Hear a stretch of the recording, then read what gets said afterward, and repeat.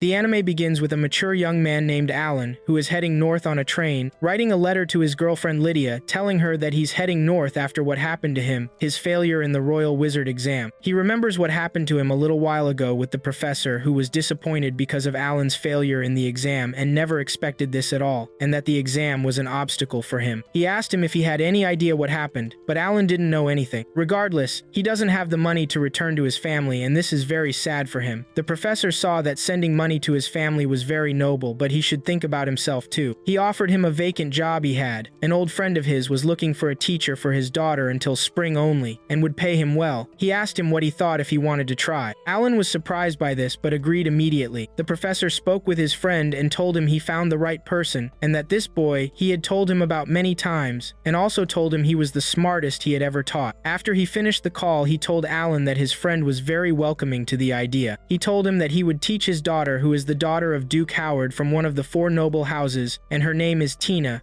and she hopes to join the Royal Academy in spring. Alan thought that being a private tutor for a duke's daughter might be difficult, and remembered that the other one was also a duke's daughter. The professor showed him the ticket, and that he had bought it, and that he would leave at noon in a first-class carriage, which greatly annoyed Alan with the professor for thinking he had tricked him, but the professor wished him good luck. Alan returned to his present still on his way north by train and finished writing the letter to Lydia. Alan reached the city and the weather was very cold, and he began exploring the location of Duke Howard's palace. A man named Graham appeared to him, who is Duke Howard's head servant, and with him was Ellie, who is also a maid in training. Ellie greeted Alan, and after they greeted each other, they went to the carriage. Graham told Alan that the carriage was small, and asked Ellie if she should sit on Alan's lap, which caused Ellie to feel very embarrassed, and Alan prevented this too. But Ellie didn't mind, and she had no problem with this, and Graham saw it that way too. They rode inside the carriage, and Alan was amazed by the ribbon on Ellie's head, and they started moving with the carriage. Alan saw that the snow was heavy, but Graham told him they would stay in the houses for the coming days because of the cold strength. Alan saw that Ellie was feeling cold and gave her his own scarf and asked them that he would use magic to warm the carriage from inside. Graham agreed to this, and Alan used his magic for heating, which amazed and astonished Ellie, but Alan told her it's not a difficult spell once you get used to it. They arrived at Duke Howard's palace, and Graham opened the carriage door for them to get out, but Ellie couldn't get out, and Alan had to carry her, which caused her to feel very embarrassed. After he put her down, he apologized to her if he caused any trouble to Her Highness the Princess. Ellie was surprised that he knew she was the princess daughter of the Duke, and asked him immediately how he knew that. Alan knew this when he met her at the train station, that she wasn't suitable to be a maid because of her clothes that didn't fit her, and also through the white ribbon embroidered with gold, and that he had only seen a few of them. He expected that no one else would disguise themselves to meet him for the first time, which embarrassed Ellie, and she left immediately. Graham explained to Alan that she was the one who wanted to meet him herself for the first time, and apologized to him. They entered the palace, which was built to withstand the severe cold because it was very warm. Graham called for Ellie, the real maid, to welcome Alan. Ellie came running to welcome Alan and almost fell to the ground, but Alan saved her from falling. Graham was annoyed by her running in the house because he had asked her many times not to do that, but Alan didn't feel any annoyance from her, and that he was happy she wasn't hurt, and teased her, which caused Ellie to feel very embarrassed. Graham saw that Alan was exactly as the professor described him. Alan asked Graham what the professor said about him, so Graham told him that the professor told them he was naturally skilled at dealing with young girls, but Alan denied this description and that he only had some experience dealing with those younger than him, nothing more. Alan moved to meet Duke Howard in his office and thanked him for accepting him in this job and introduced himself to him. Howard greeted him and told him that he spoke with the professor and recommended him for this task, and that he looks forward to seeing his work. He came here to teach Tina, his daughter, so she could join the Royal Academy, which shocked Howard.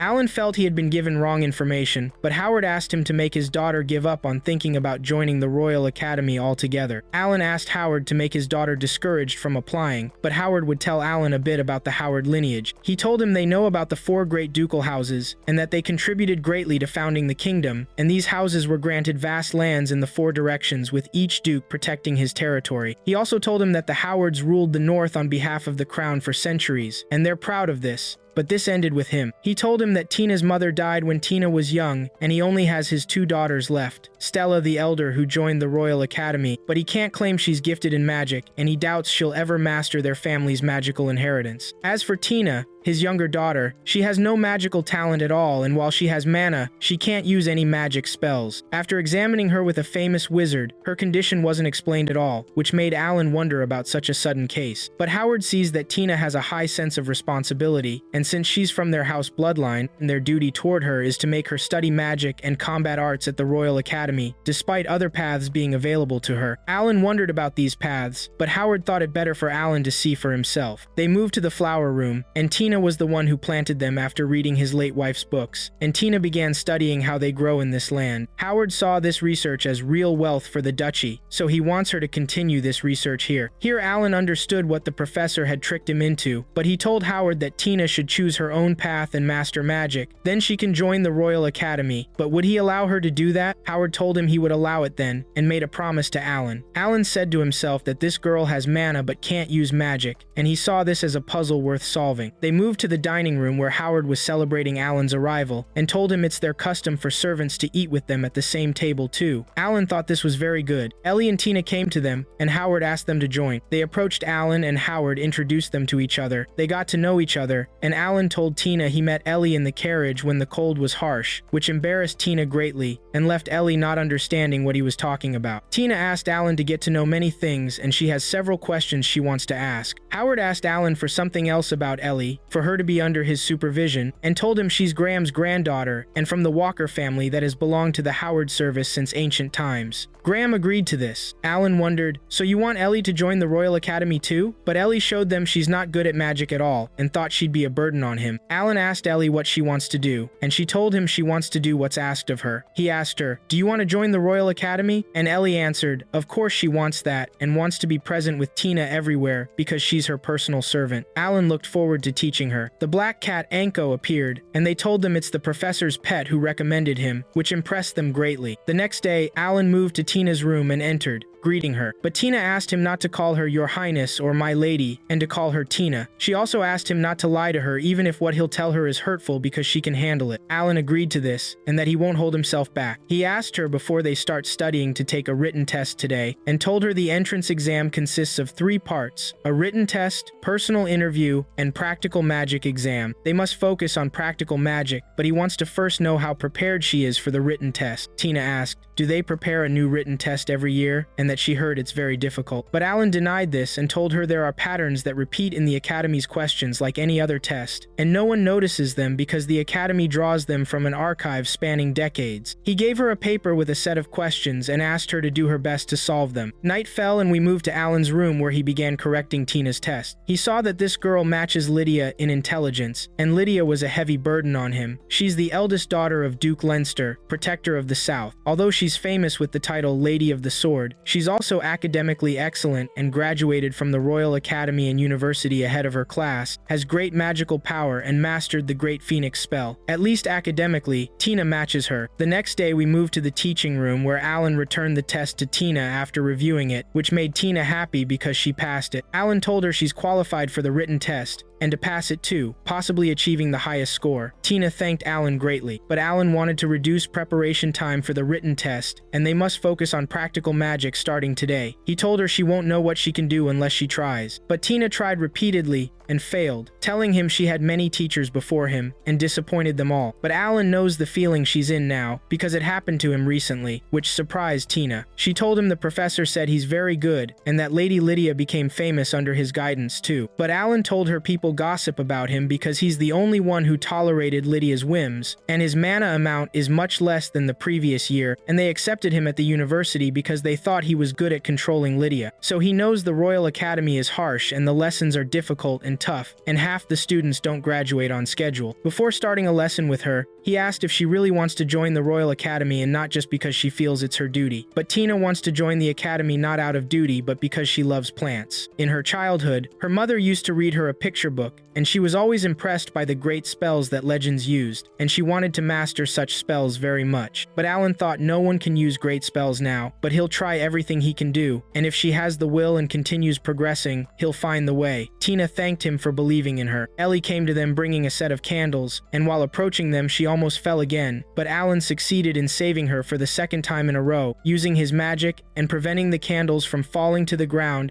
and successfully placing them on the table. Tina was annoyed by Alan and Ellie's closeness and asked him to move away from her immediately. The lesson began, and Alan asked Tina about the basic magic elements, and she told him they're fire, water, wind, and other things too, and every person is born with natural harmony with one of the 7 elements, and this is the reason for their strength or weakness. Alan asked about the Howard family's element, and Tina thought they harmonize with water and wind elements and can combine them to use ice magic. Alan asked Tina about the meaning of harmony and told her he cast a spell in the carriage to warm the carriage, and this spell combined 3 elements: water, wind, and fire. He told her that water and fire are opposing elements, and this contradicted harmony theory, and this theory is his own, but he doesn't believe in a natural element humans are born with. He asked her to use different elements with an open mind and asked her to cast spells on these candles using the 7 elements. He asked Ellie which elements she can cast spells with, and Ellie could use fire and wind a little. Alan asked Ellie to light the candles, and Ellie succeeded and lit the candle. Alan asked her again to use wind, and she succeeded too, which made Alan happy, and he expected a bright future for her, confident she'll be ready for the entrance exam and might succeed with honors, which amazed Ellie. He asked Tina to try now. Tina tried, and Alan felt the mana moving inside her, but she didn't succeed in lighting the candles and apologized to him. But he didn't want her to apologize, and he knows she has mana, but he must know why her spell isn't activating. He'll give them a demonstration because they'll do this themselves, so they must pay attention. He lit the candles with different colored flames, which amazed them. We moved to Lydia's house, where she's reading Alan's letter telling her he'll stay at Howard's house until spring, and asking her to wish him luck in proving his abilities without problems.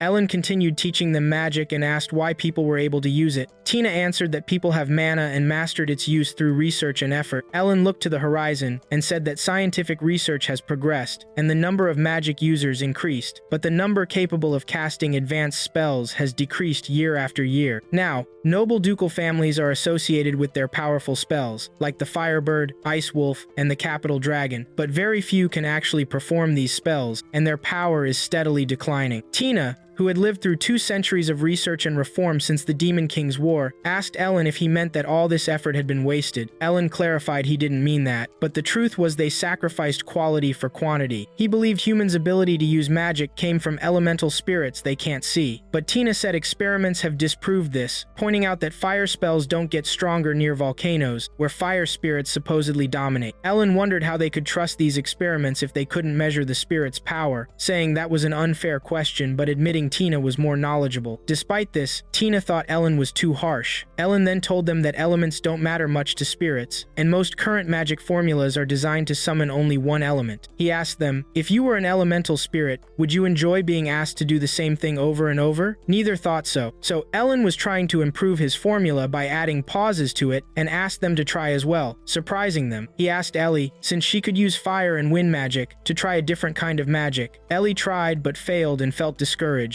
Ellen denied her failure, told her to calm down and try again. On the second try, she finally succeeded and felt happy about the achievement, even though it was small. Then it was Tina's turn. She tried magic but failed on the first attempt, and when asked to try again, she failed again, which saddened her. At nightfall, Ellen went to the library and was amazed by the number of books there. He searched for a book that could help Tina. While he was searching, Tina arrived with her maid, who warned her not to stay in the place too long. Tina picked up a specific book from the shelf. Her maid spoke to her, saying she reminded her of her own mother, who loved reading, but Tina was different because she couldn't use magic. The maid then asked about Tina's new teacher, noting he seemed harsh, but then remembered how he had told Tina in the carriage that he was actually very kind. Ellen overheard their conversation. After Tina left for her room, the maid realized Ellen was there, which embarrassed him. She introduced herself as Shelley, the head housemaid, and said she wanted to ask him for something. Ellen asked what, and she said it was about Tina. Shelley told him that Tina was very smart and hardworking, but her previous teachers ignored her efforts and left, just because she lacked magical ability. She felt pain each time one left, crying quietly but never giving up on her dream to join the Royal Academy. She remembered being told Ellen would come to train her since he was the Sword Lady's own mind. Shelley also added that she knew Tina admired Ellen and Idia a lot. She asked for his help, and Ellen reassured her he was here for that. Moving to the next day, Tina felt angry thinking Ellen and Ellie had been on a walk together. Ellen explained he was picking vegetables with her. Ellie was scared of Tina's reaction and asked how she felt about Ellen and how Ellie could go out alone with him in the morning. But Ellie admitted she loved Ellen a lot, which made Tina happy, though surprised. Ellie explained that her love for Ellen came after loving her grandparents and after loving herself, which made Ellen laugh at them. Ellen thought they were like sisters, but believed Tina was the older sister. sister, which made her feel proud. However, Ellie was actually a year older, but Tina never admitted Ellie acted like the older sister. That upset Ellie, who told Tina she wouldn't let her sleep next to her again if there was a thunderstorm, causing Ellen to laugh again. Tina and Ellie told Ellen it wasn't funny. They continued magic training, with Ellen holding Ellie's hand and asking her to feel her inner mana. He asked if she felt anything, and Ellie felt intense warmth and mana flowing through her. Ellen told her she had experienced dark mana. He asked her to use magic next, but she failed. He said it was okay, and that failing the first time was normal. Then Ellen asked Tina to try, but she failed again. He encouraged her not to let it affect her and told her to try something different. Ellen used his magic and showed them a new cat, which amazed them. Ellie asked Ellen to touch the cat, and Tina wanted to as well, but Ellen told them not to fight. He showed another cat and gave each of them one, bringing happiness to all. At the end of the day, as Ellen was heading to his room, Graham handed him a private letter. He went to his room thinking it was from Lydia, who had replied quickly. When opening the letter, Lydia said she received his message and angrily asked why he went to Howard. She added that if he needed work, he should have come to her. She mentioned meeting Tina several times and knew her situation well, warning that he'd face great difficulties. She expected he might succeed if he tried, but thought it unlikely. Lydia warned him not to consider trying anything with anyone else, and said he was hiding something about the Royal Wizard test. She told him not to do it, but said she'd see him at the Royal Academy exam, and if he ran away, she'd chase him to the ends of the earth to tear him apart and burn what's left. She asked him to write to her every week. Then we moved to the classroom after Ellen finished reading the letter. Tina asked about what Lydia wanted from Ellen. Ellen said Lydia was upset because he hadn't written to her much. He thought Ellie noticed Lydia's strong interest in him, while Tina thought Lydia felt lonely because he was gone. But Ellen didn't believe the reason was as nice as they thought. They continued training, and Ellie succeeded in magic, but Tina failed again. Ellen was surprised when an ice plane flew upward. He went back to the library to look for a solution, telling himself that Tina's spells were close to triggering, and if he didn't find an answer in modern books, he'd search older ones. During his search, he noticed a very strange mark, then left the library to find Ellie waiting for him. She followed him to his room, offered him a drink, and Ellen thanked her, calling her Miss Ellie, which annoyed her and made her ask why he addressed her that way. She explained she preferred casual names and asked if that was only during training. She realized he was lying, and when he called her just Ellie again, she calmed down. She told him she wanted him to always call her that, but Ellen felt she shouldn't let a stranger into her room at night, though she saw no problem with it. Then she told him her grandparents had recently called her, telling her how much they loved her and hugging her tightly, which surprised her and made her ask why. They said they had talked about her. Ellen offered her a small piece of advice, recalling what he had discussed with Shelley about her strong ability and talent. But Ellen felt it was hard for him to take full advantage of that, so he wanted her to let her family know how much they meant to her, as having a loving family was the greatest support. Back in the present, Ellen told Ellie he had a family that supported him in many situations. Ellie said her father died when she was young, and she moved to live with the Howard family. She still remembered the day she arrived, imagining the white snow and a girl trying to catch up to her wherever she went. Recently, Tina lost her mother, which made her anxious. She and Ellie were cut from the same cloth. Tina was afraid because she was the heir of the Walker family, but none of her efforts succeeded. Before she realized it, Ellie had advanced far in the academy, and Tina feared not having a place there. She encouraged herself and asked Mr. Howard for permission to enter the Royal Academy. Ellen thought this was just courage on her part because she wanted to make her own path and was talented. He told her to be confident, which excited her. The next day, Ellie successfully used her magic powerfully, which saddened Tina. Ellen asked if Ellie used other elements, but Ellie was afraid of lightning and light magic. She said Inko helped her in the dark, and she hoped to master them soon. Then Ellen asked Tina to step up for a magic test, but she completely failed. She wondered why that happened to her, but Ellen reassured them they had time and would try a different spell formula. After that, Ellen went to Howard and told him that Tina had a huge mana reserve, but that didn't guarantee she was ready for the exam. Howard thought Tina should be discouraged from applying, but Ellen believed that was wrong and said he shouldn't push her away if she really wanted to join. He explained that even if she couldn't use magic, the academy would consider her academic brilliance. Howard knew that, but also knew the aristocratic society wouldn't make it easy, understanding well that a girl from the Howard family without magic would be a target for fools at the academy. He didn't want his daughter to suffer as he had had. Ellen said if things didn't change, he'd do what Howard asked. Ellen opposed this, but Howard begged him to comply. Back at the training room, Tina was trying to use her power but failed. Ellen came and offered to train with her. She asked if he minded, and he said not at all. He told her to keep trying, but she tried many times without success. Later, Ellen went to his room, trying to find a solution to Tina's problem, but found no flaw in her formula. He wondered why she wasn't responding. He drew many magic circles on paper and kept thinking about a solution. The next day, Ellen woke up thinking he was late and hadn't rested well due to staying up late. He went to the classroom where Tina was sleeping. When she woke up and saw him sitting in front of her, she apologized if she had woken him. She looked at the book he held and asked if he was reading it for her, but he denied that and said he was interested in it. Tina realized he was lying, knowing he stayed up late reading the book and missed breakfast because of that. She asked how many books he had read for her, how he practiced different spells with her every day, and helped her train at night too. Ellen told her not to worry about that since he loved reading and enjoyed tweaking formulas. He said that morning was an unusual nap for him, which made her feel he wasn't angry or blaming her. Even though she couldn't cast any spells, she expressed her feelings and asked for his forgiveness. Tina cried a lot because she couldn't take it anymore. She told him she loved and respected him and loved Ellie very much too. Whenever he praised Ellie and saw her progress, she noticed the negative feelings inside him. Suddenly, Tina unleashed a huge ice force that almost hurt Ellen. Luckily, Ellie arrived, but Ellen told her not to interfere inside the room.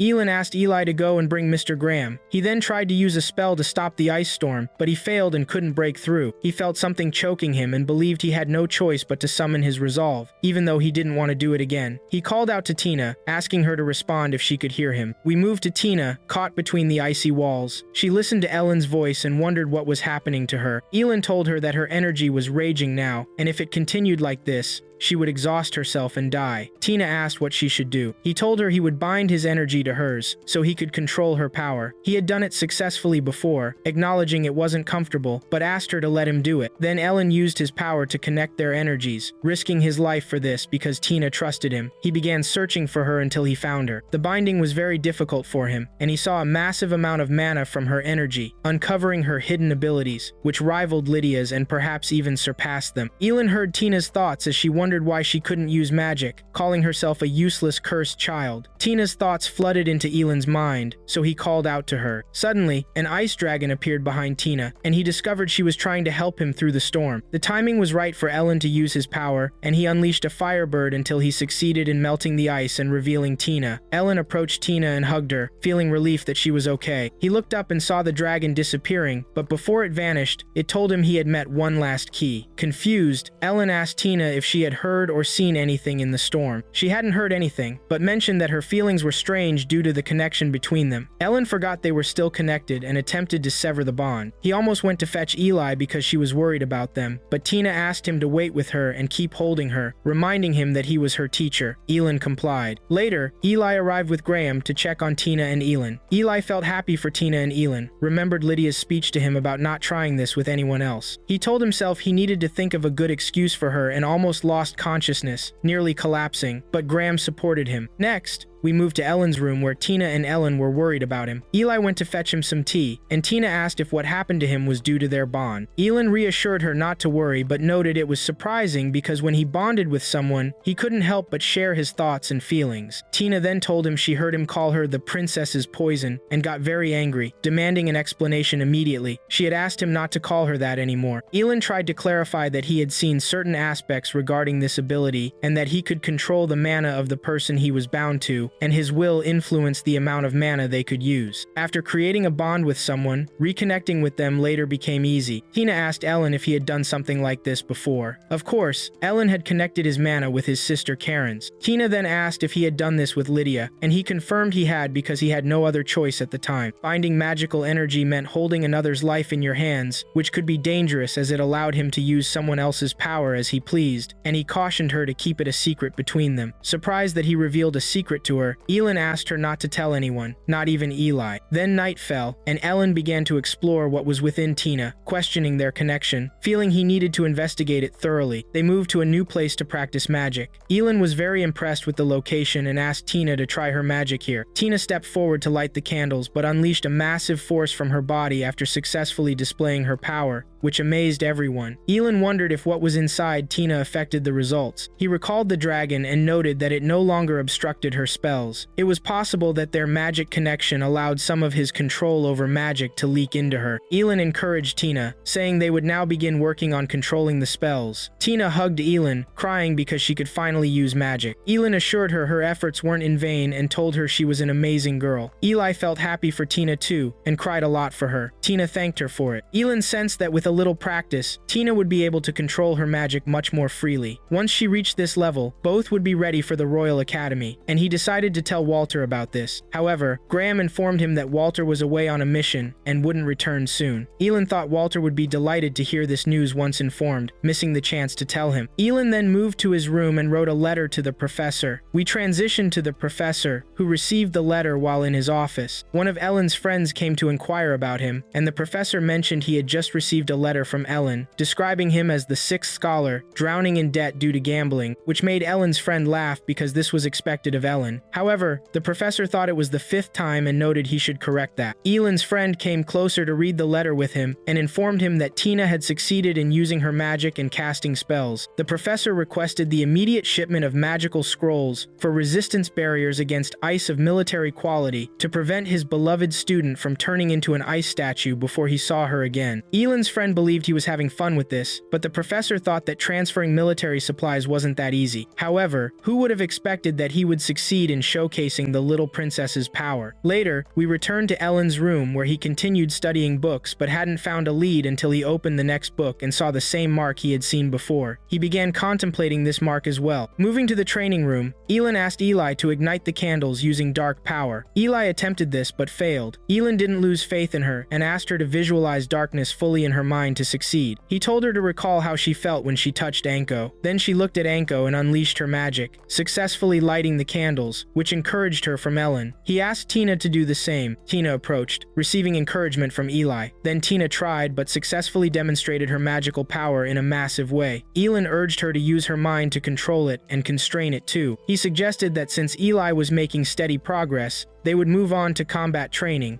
leading to Tina feeling jealous once more about Elin's treatment of Eli. However, Eli thought Elin was very kind. Tina requested Ellen to be kinder to her too, but Ellen saw no room for leniency in magic training. Tina felt this was unfair and objected strongly, but Ellen advised her there was no need for a girl who wrecked the ceiling every time she used magic to need softness. Tina countered that she needed him because she didn't get enough of it and deemed this a failure of her teacher's duty. Ellen thought to himself that she now resembled someone he knew and recalled he hadn't received a message from her since the last time. Curious about what she might be doing now, he remembered Lydia. Tina then asked Ellen if he was distracted just now. Eli asked Ellen what he was thinking about. Tina insisted that he share now, and they held on to him. Elin remembered Graham's words about having a natural talent for dealing with young women, but he immediately denied it. Eli then began using offensive magic, launching strikes toward Graham, but he dodged all her hits. Ellen was astonished, noting that there weren't any unnecessary moves, but Tina explained to him that the Walker family trained every day to improve their service at home. Then Graham began launching strikes at Eli, but she skillfully blocked them, making Elin very happy and encouraging her to continue. He told Tina it was her turn now. Tina approached to light the candles again, and almost succeeded in controlling her power, but the movement was extremely challenging for her. We transitioned to Graham's room, where he expressed his amazement at Tina's progress, especially with her, and he felt very grateful for this. Ellen thought that the credit belonged to them for their efforts. He asked Graham if he would meet Walter soon, but Graham informed him that Walter had many obligations. Ellen felt that with this communication breakdown, he suspected Walter was avoiding him. He asked Graham how Walter would feel when he learned Tina was learning magic. Graham informed Ellen with as much as he could say. Then Elin Graham asked another question about the books in the archive. He found several books that bear the same mark on the last page and asked if he knew to whom they belonged, but Graham did not know. Then we moved to Ellen's room, and he began reading the books that bore the mark, thinking that the secret of Tina's magic might lie within them. He remembered the dragon again and wondered what it meant by the key. Did it refer to Tina? It couldn't be meant for him, as he was just an ordinary person. Then Tina and Eli came to them, and Tina told Ellen that Eli couldn't sleep. But Eli revealed Tina's lie because she had gone to her room and told her she was scared of the book she was reading, which is why she couldn't sleep. However, Elin asked them to go to their rooms and to sleep so it wouldn't affect their training, but they didn't want to do that and stayed in his room. Elin offered them hot drinks, which made them like him a lot, and he asked them not to make any noise so he could continue his research. Then, Elin discovered that all the books with the same mark shared something in common. He looked behind him him and saw Tina and Eli had gone to sleep, which excited him more to help them join the Royal Academy together. Then we moved to the training hall where Graham informed Ellen that Walter wanted to meet him, and Ellen immediately agreed, asking Tina and Eli to take a break. We then moved to Walter's office, where Walter told Ellen that he decided Tina would not take the admission test. However, Ellen insisted to Walter that Tina would excel in the admission test. Walter tried to tell Ellen that he wanted no part in it anymore, and that he didn't want Tina to be a burden on anyone in the academy, which angered Ellen upon hearing this. He told him that he hadn't seen anything yet, and that it no longer mattered solely to him since Tina's mother, Princess Rosa, had her own wishes too. Walter then asked Ellen how a stranger like him could know what his wife wanted, but with a single glance at their archive, Ellen knew, as the books that dealt with ice magic bore the same owner's mark, which was Princess Rosa. She must have hoped to help Tina develop her magical talent, believing that if she couldn't do so herself, someone else would on her behalf. He showed him the book as evidence, and the mark was clear proof of this, which shocked Walter. After that, he asked Walter to reconsider his decision. As for his rudeness, he was ready to accept punishment, but Walter told him to lift his head as he was too nice. Still, Ellen did not want to make Tina give up her dream. Then Walter agreed, but with one condition. Ellen then moved to the training hall and told them that if they passed the final test, Walter would allow them to apply for the Royal Academy test. Tina asked what would happen in the final test. Ellen explained that Walter wanted to test their abilities himself, but he was busy, so he would assign a skilled wizard to fight them on his behalf, which frightened them. However, Ellen reassured them not to worry, as he was completely confident they would succeed because he was proud of them as his students, which made them feel very embarrassed, and they were very grateful to him.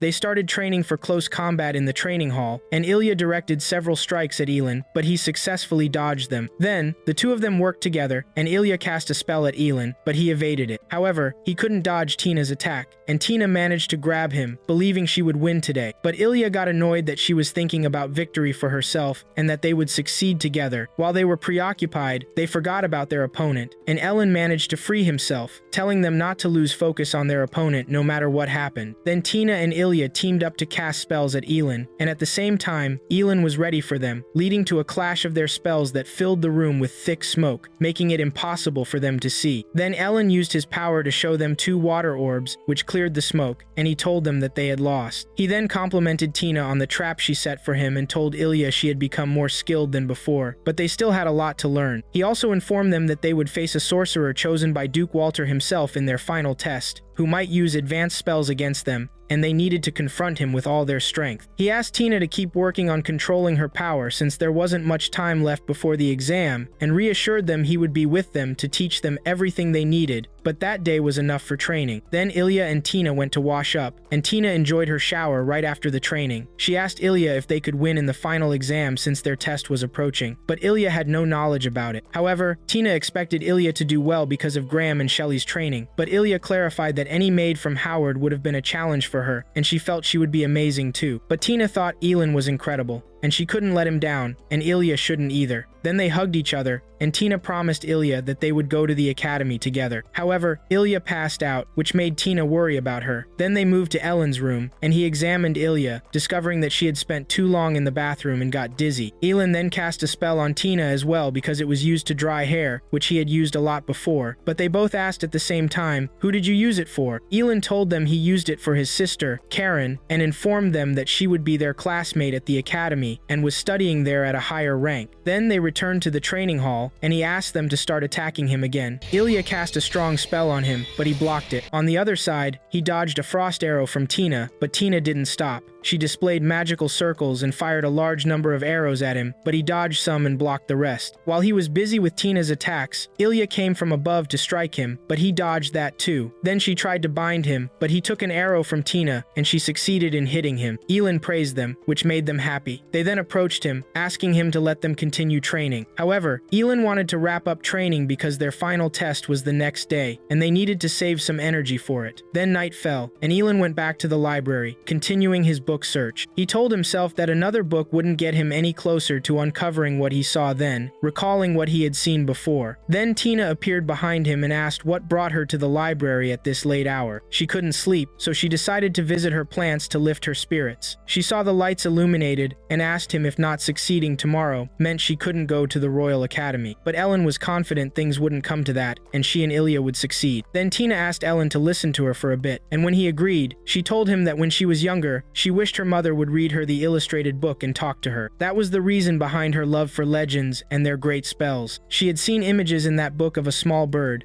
a flaming lion, and an ice bird that froze everything, which was an extinct bird resembling a crane. At that time, she thought the great spells were real. That's why she wanted to go to the royal capital. This was the story her mother left for her, and she wanted to prove it was true. She told him he was the first person she shared this with, and Elin thanked her for trusting him. Then he picked up a book and asked if she wanted to take a look at it. Tina took the book and began to examine it closely. Ellen told her that every book bore the royal seal on the last page. He didn't personally know Tina's mother, but by looking at the notes she left, he realized how important she was to the children who lived afterward. He also told her that the formulas he taught her were taken from those notes with some modifications. Then he closed the book, and she hugged Ellen, promising him that she would win tomorrow and go to the Royal Academy. The next day, Tina and Ilya met, feeling anxious, but Elin appeared and told them not to worry, assuring them that they would definitely win. Then they entered and found Shelley waiting for them. She asked Ellen to go to the platform since he wasn't allowed in. Ellen was aware of this, and then Shelley handed Tina something wrapped. When Tina opened it, she found a wand, and Shelley told her it belonged to her mother, Rosa, and that she had left it in her care, asking her to pass it to Tina when she learned magic. This amazed Tina, but increased her confidence, as there was now nothing to fear, which made Shelley happy that she handed over the wand and fulfilled her duty to Rosa. Then Ilya approached Shelley, and she asked her to give it her all and believe in herself. Then Tina urged Ilya to go, informing Ellen that they would use everything he taught them, wishing them success. Then they moved to the arena, where Graham informed them that this man would be their opponent, and the opponent was Walter, but he was hidden. Elin discovered that this mask served as a spell to obscure perception, and the opponent told the girls that if they wanted to enter the Royal Academy, they had to defeat him, urging them to face him with all their energy. Then they created a barrier, and Graham instructed them to start. Walter attacked, but Ilya struck him back, pushing him away, but he attacked again and managed to grab her, throwing her away. However, while Ilya was airborne, she succeeded in casting a spell, freezing Walter in place, which made Shelley proud of her. After that, Tina surrounded Walter with a group of magical circles and shot ice arrows at him,